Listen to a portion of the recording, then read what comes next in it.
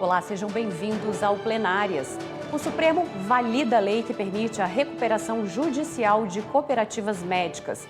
STF autoriza a permanência de aterros sanitários já instalados em área de proteção ambiental permanente somente até o fim do prazo previsto no contrato e com licenciamento. E o futuro das escolas cívico-militares em São Paulo é tema de uma audiência pública no STF. Acompanhe aqui na TV Justiça, o Plenárias está no ar.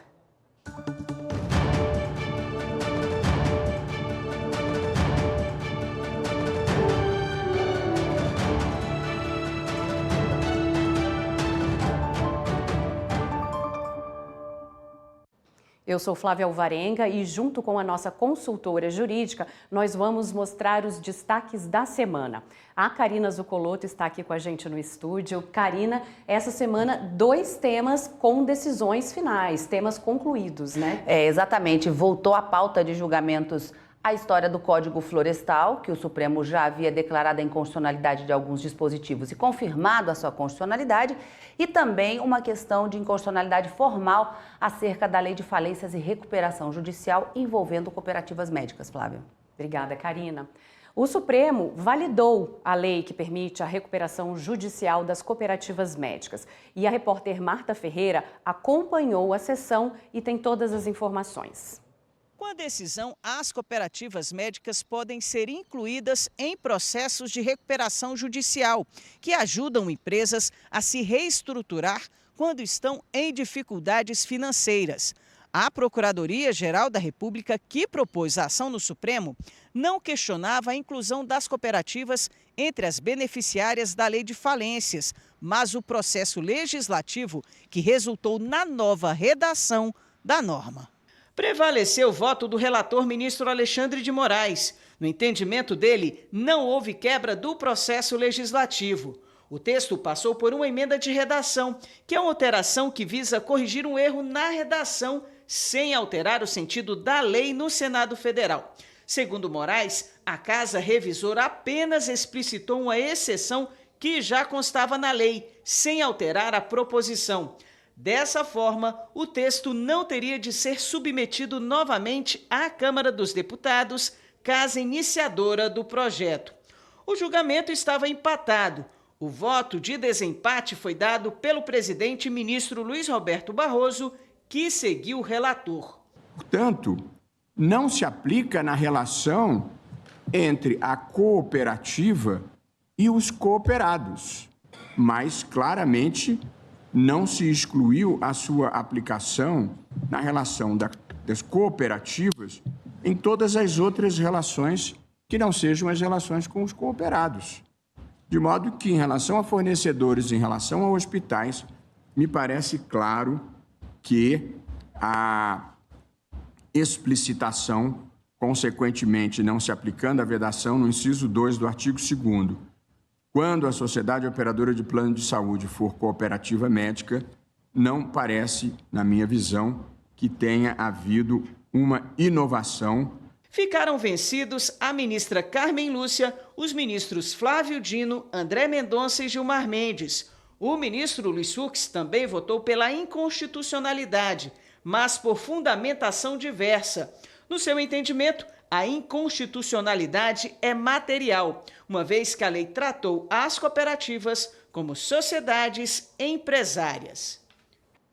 A discussão sobre a constitucionalidade ou não do trecho da lei foi sobre uma questão formal, o rito no legislativo, se era uma emenda aditiva ou uma emenda de redação, porque aí seria de uma forma constitucional e de outra inconstitucional. E a discussão acabou levando o plenário a discussão, toda a primeira parte da sessão na quarta-feira, não é, Flávia? Para saber exatamente, para se decidir se essa emenda modificava efetivamente o texto aprovado na Câmara e que, pela Constituição, sendo uma emenda modificativa no Senado, teria que voltar para apreciação na Câmara, ou se era apenas uma explicitação, um esclarecimento, uma emenda que não faria diferença no conteúdo, mas sim seria muito mais explicativa e meramente redacional, como os ministros disseram.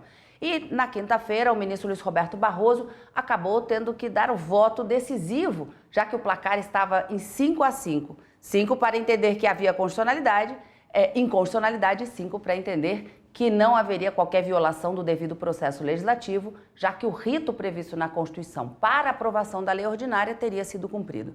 E o ministro Luiz Roberto Barroso acabou aderindo à corrente que foi liderada pelo relator, ministro Alexandre de Moraes, que entendeu que era apenas uma emenda de redação.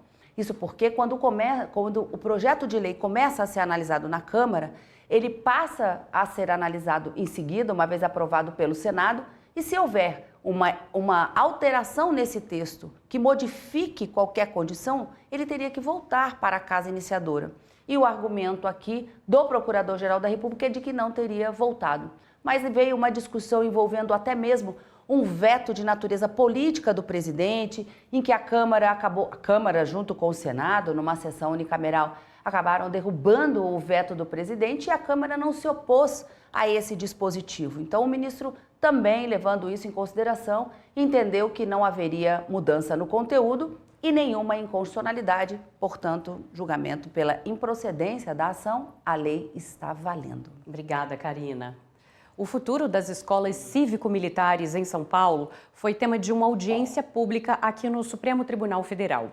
O objetivo foi ouvir contribuições para ajudar o julgamento de 2 ações que questionam a implantação desse modelo de ensino. O resultado da audiência vai permitir que o Supremo analise o caso com mais segurança. E quem traz os detalhes na reportagem é o Pablo Lemos. A audiência pública no Supremo Tribunal Federal foi coordenada pelo ministro Gilmar Mendes, que é o relator das ações, e pelo juiz auxiliar Felipe de Farias Ramos. 35 instituições foram selecionadas para apresentar informações técnicas sobre o programa Escola Cívico-Militar implementado no estado de São Paulo. Não tenho dúvidas de que se cuida de questão jurídica de alta relevância e significação, pois envolve não apenas o direito à educação, como também o objetivo fundamental da República Federativa do Brasil de construção de uma sociedade livre, justa e solidária, e de reduzir as desigualdades sociais e regionais. O modelo de escola cívico-militar foi aprovado na Assembleia Legislativa do Estado de São Paulo em maio deste ano, apesar desse projeto ter sido encerrado em todo o país em 2023. 5 pontos foram enfrentados na audiência que discutiu o tema: a evolução do modelo de escola cívico-militar no Brasil, a distinção prática entre escolas militares e escolas cívico-militares, os impactos financeiros e orçamentários na implementação desse modelo de ensino, a dinâmica pedagógica e as repercussões na segurança pública. As ações que provocaram a audiência no STF foram propostas pelo PSOL e o PT. Os 2 partidos alegam, entre outros argumentos, que foi aprovado um método sem respaldo na Lei de Diretrizes e Bases da Educação Nacional ao prever a presença de policiais em atividades escolares. A lei objeto desses autos, transpondo as balizas constitucionais e legais, inova ilegalmente ao instituir um suposto modelo educacional híbrido, civil e militar, mas que em realidade está arraigado num idealismo próprio do ensino militar, o que, portanto, concebe procedente que desestabiliza a segurança jurídica. O consultor jurídico do Ministério da Educação, Rodolfo de Carvalho Cabral, criticou os altos investimentos financeiros destinados ao programa. Isso demonstra a ineficiência da implementação do programa e o descompasso entre os objetivos declarados e os resultados efetivamente alcançados.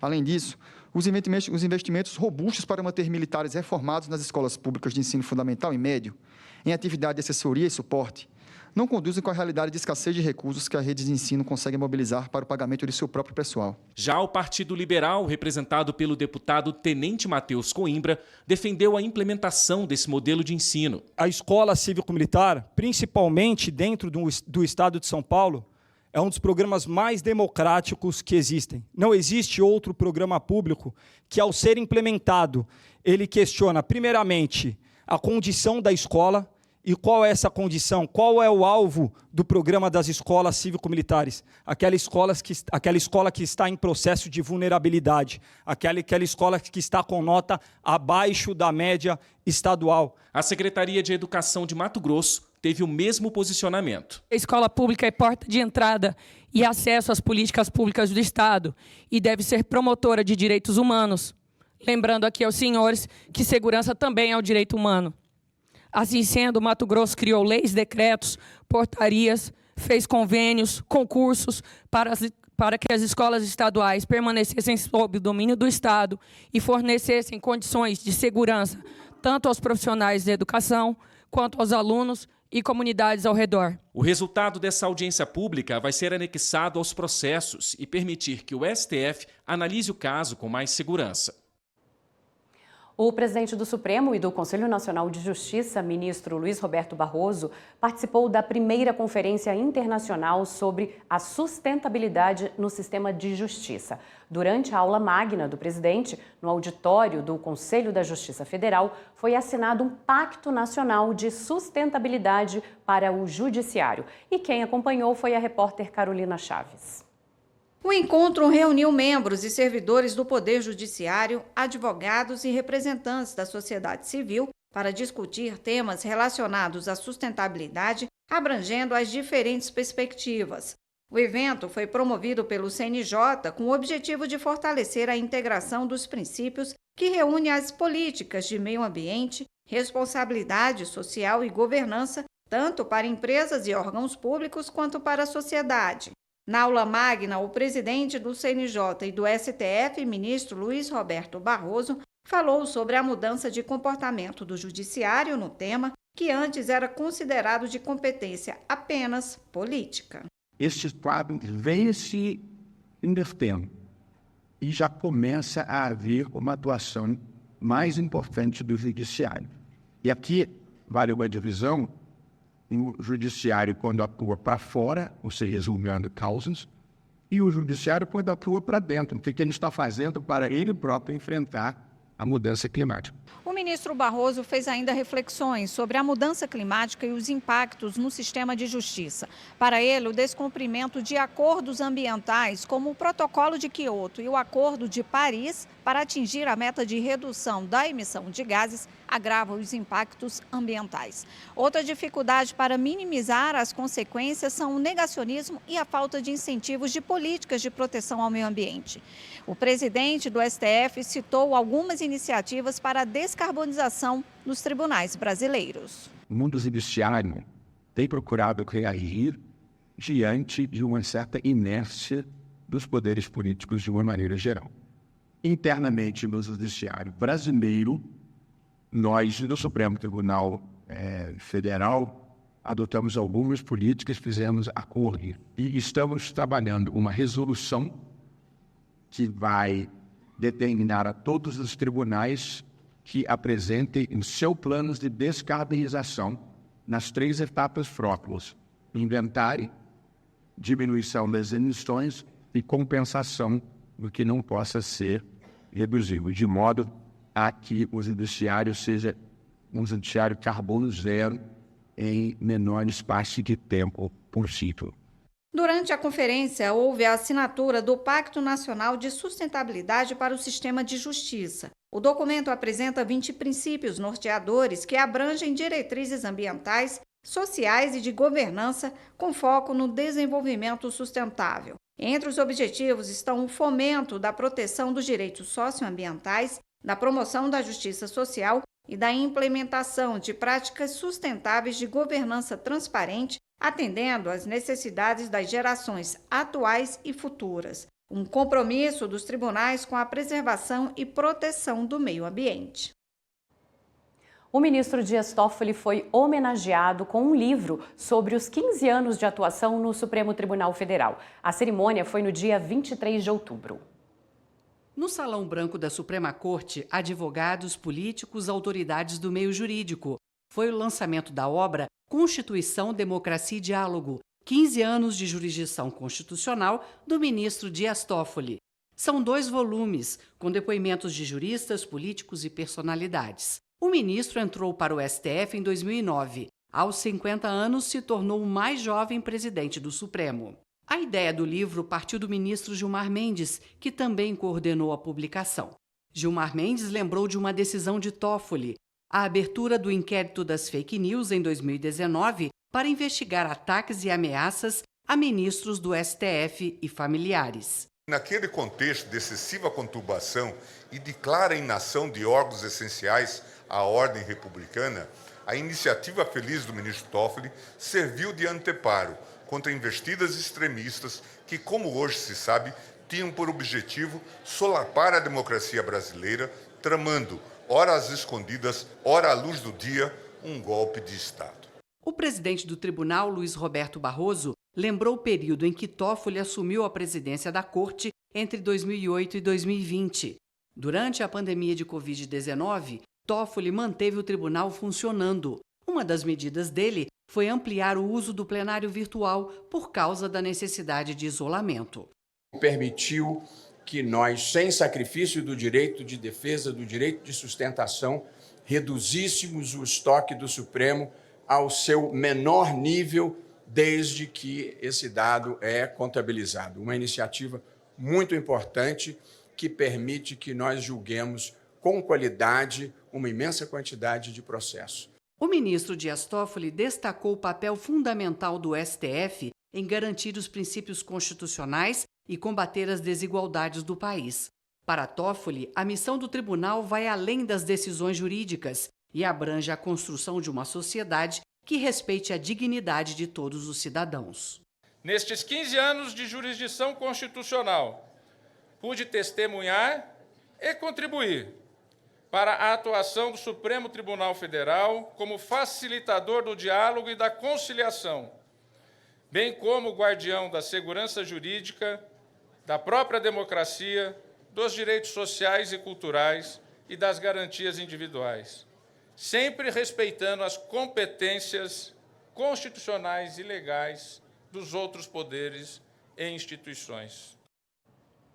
E no próximo bloco, o STF autoriza a permanência de aterros sanitários já instalados em área de proteção ambiental permanente até o fim do prazo previsto no contrato.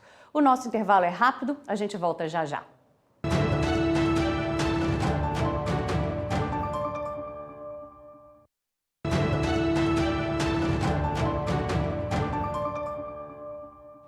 Os ministros julgaram vários recursos que tratam das regras de compensação ambiental. Ficou decidido que os atuais aterros sanitários podem continuar em funcionamento até o fim dos prazos dos atuais contratos. As áreas de preservação permanente são áreas protegidas com função ambiental de preservar a paisagem, os recursos hídricos e a biodiversidade. Em geral, não é permitido construir em APPs, mas o Código Florestal Brasileiro estabelece algumas exceções, como obras públicas de utilidade pública, interesse social ou atividades de baixo impacto.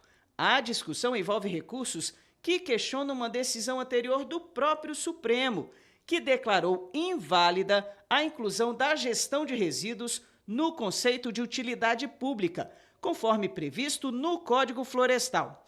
Na prática, o plenário julga um prazo para desativar aterros em áreas de preservação. O relator é o ministro Luiz Fux, que votou pelo parcial provimento dos pedidos, ou seja, pela constitucionalidade do artigo 48, parágrafo 2º do Código Florestal, com a manutenção do termo bioma e dos mecanismos compensatórios previstos. Atribuir efeitos prospectivos à declaração de inconstitucionalidade da expressão gestão de resíduos, constante do artigo 3º, inciso 8º-B da Lei Federal, Código Florestal, de sorte a possibilitar que os aterros sanitários já instalados ou em vias de instalação, ampliação na data da publicação da ata de julgamentos declaratórios, possam operar regularmente dentro da sua vida útil, sempre pressupondo licenciamento ambiental. Nesse sentido, votaram também os ministros Dias Toffoli, Gilmar Mendes, Cristiano Zanin, André Mendonça, Nunes Marques e Luiz Roberto Barroso. O ministro Alexandre de Moraes, que havia divergido no plenário virtual, reajustou o voto e seguiu o relator. Nós não podemos como não fizemos, confundir esses aterros sanitários com lixões.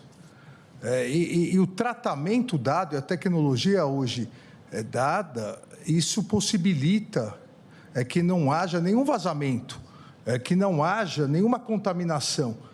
O grande risco é exatamente à medida em que esses que já estão implantados com toda a tecnologia, não gerando danos ao meio ambiente, à medida que eles não encontrem outro local, a proliferação de lixões. A ministra Carmen Lúcia e o ministro Edson Fachin divergiram em parte do relator em relação ao prazo de manutenção de aterros em áreas de preservação. No mesmo sentido, havia votado a ministra aposentada Rosa Weber. Nós estamos a falar dessas instalações dentro de áreas de preservação permanente. Daí a preocupação de tratar de uma certa finitude disso. Compreendo o argumento do impacto econômico financeiro, que é indiscutivelmente vultoso. Compreendo a preservação também dos pactos, contratos, atos autorizativos, licenças, enfim, toda esta circunstância normativa há que ser, obviamente, preservada. Mas a preservação que está em questão, e estamos a tratar de um código florestal, portanto, de um código que se destina a regular a vida socioambiental, portanto, o desenvolvimento com preocupação ambiental. Assim, o plenário, por maioria, seguiu o voto do relator, entendendo que os aterros em áreas de preservação podem operar até o fim da vida útil.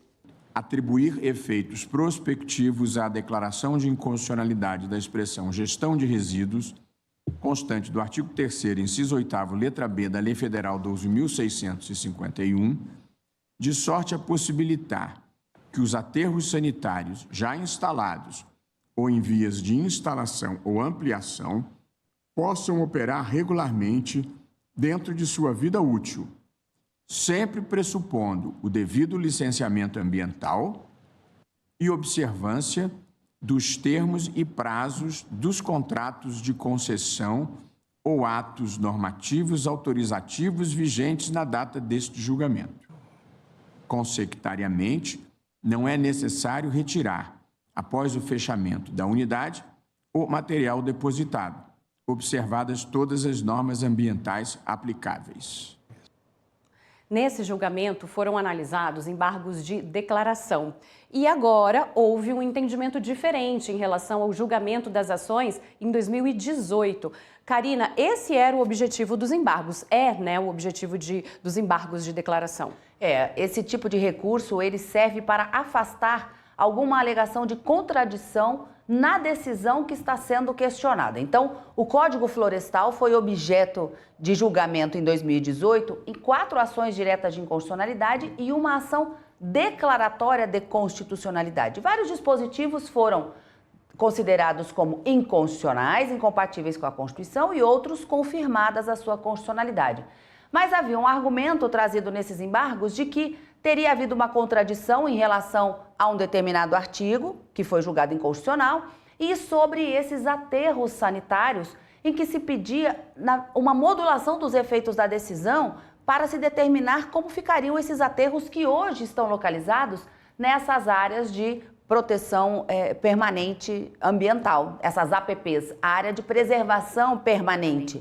E pelo que os ministros decidiram, não pode haver aterros sanitários, é inconstitucional, nessas áreas de APP. Mas eles acabaram acolhendo os embargos para esclarecer a contradição apontada e modular os efeitos da decisão para dizer o seguinte: os aterros que já existem vão continuar funcionando até a sua vida útil, que é de 10 a 15 anos, ou o prazo de validade do contrato de concessão. E depois não pode mais funcionar na área de APP. E novos aterros também não podem surgir. Então, com relação a esse prazo, ficaram vencidos apenas o ministro Edson Fachin, Carmen Lúcia e ministra Rosa Weber. Vamos aguardar que esse caso tenha se encerrado, não é, Flávia? Porque nós tínhamos segundo embargo de declaração, terceiro embargo de declaração. A expectativa é de que esse julgamento tenha efetivamente se encerrado e o ministro Luiz Fux disse que vai fiscalizar a execução dessas medidas tomadas pelo Supremo. Tá bom, obrigada, Karina. A primeira turma do Supremo confirmou decisões do ministro Alexandre de Moraes, que proíbem o ex-presidente da República, Jair Bolsonaro, de viajar ao exterior e de ter contato com outras pessoas também investigadas. Os julgamentos foram realizados em sessão do plenário virtual. No voto, o relator, ministro Alexandre de Moraes, afirmou que há diligências em andamento e que não houve nenhuma alteração no quadro que justifique a revogação das medidas cautelares. Na avaliação de Moraes, a retenção de passaportes continua necessária, porque o desenrolar dos fatos já demonstrou a possibilidade de os investigados saírem do país. Os ministros do Supremo também mantiveram a decisão em que Alexandre de Moraes rejeitou o acesso integral da defesa de Jair Bolsonaro ao acordo de colaboração premiada do tenente-coronel Mauro Cid, que foi ajudante de ordens do ex-presidente. A medida segue o entendimento consolidado da Corte de que o investigado não tem o direito de acessar informações associadas a investigações em curso ou em fase de deliberação. Segundo Moraes, Bolsonaro terá acesso à delação na ação penal, caso seja aceita a denúncia.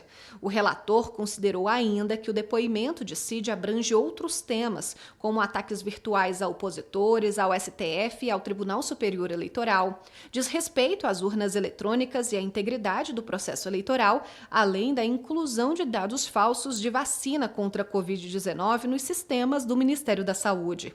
Todos os processos estão com diligências em andamento, o que impede o acesso integral aos depoimentos. O presidente do Supremo, ministro Luiz Roberto Barroso, deu uma aula magna num seminário promovido pela Associação dos Juízes Federais do Brasil. Quem acompanhou foi o repórter Pablo Lemos.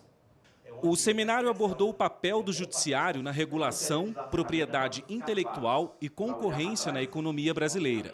O objetivo foi aprofundar a compreensão desses temas que vão enfrentar desafios para a conformação das relações jurídicas. Também foram discutidos os reflexos da ação direta de inconstitucionalidade na concessão de patentes de medicamentos, discussões a respeito da propriedade industrial, além da prática do sham litigation, quando ações são ajuizadas sem fundamento com o objetivo de prejudicar um concorrente e causar dano econômico. A programação iniciou com palestra magna do presidente do Supremo Tribunal Federal, ministro Luiz Roberto Barroso. Ele falou sobre a inteligência artificial no judiciário, inovação e desafios na era digital. Quando a gente pensa em novas tecnologias, a gente tem que olhar sob um ângulo duplo.